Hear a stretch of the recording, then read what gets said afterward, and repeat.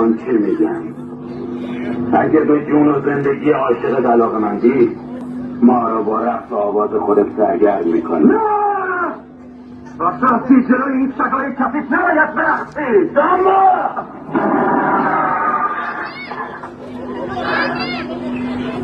اگه یه دفعه دیگه ناز و ادا در بیاری مغز عاشق تو رو داغون میکنم.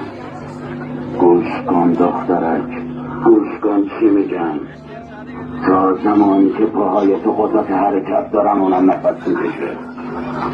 پاهای تو که از حرکت وایسن تفنگ اونم شلیک میکنه.